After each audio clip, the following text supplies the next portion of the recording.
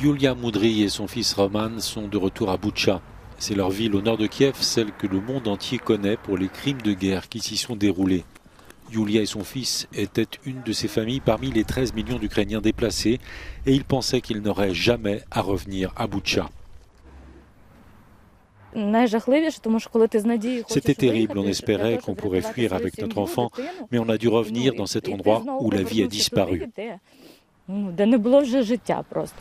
Si à l'ouest de l'Ukraine, certains réfugiés prennent le chemin du retour, au nord-est, les autorités ukrainiennes relèvent une augmentation des bombardements sur Kharkiv. De leur côté, les milices pro-russes évoquent des bombardements ukrainiens dans une zone contrôlée par les séparatistes autour de Donetsk. Selon Kiev, l'armée russe renforce son offensive sur le Donbass. Les soldats russes auraient pris le contrôle de Metolkin, un village au sud-est de Severodonetsk. Severodonetsk est depuis plusieurs jours l'épicentre des combats. Un tiers de la ville serait encore aux mains des soldats ukrainiens qui ralentissent l'avancée des Russes.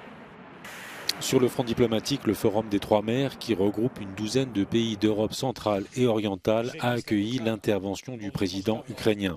Volodymyr Zelensky s'attend à une intensification de l'offensive russe et plaide pour une coopération plus étroite avec ses voisins. Quand l'ennemi arrive, tout compte, les routes, les chemins de fer, les ports, le système électrique, l'efficacité aux frontières et même l'habitude de travailler ensemble.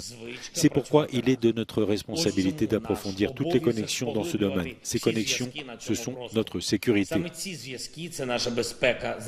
Depuis le début de l'invasion russe de l'Ukraine le 24 février, les experts estiment entre 15 et 20 000 le nombre de soldats russes tués, alors que selon Kiev, les forces ukrainiennes perdent chaque jour une centaine de soldats.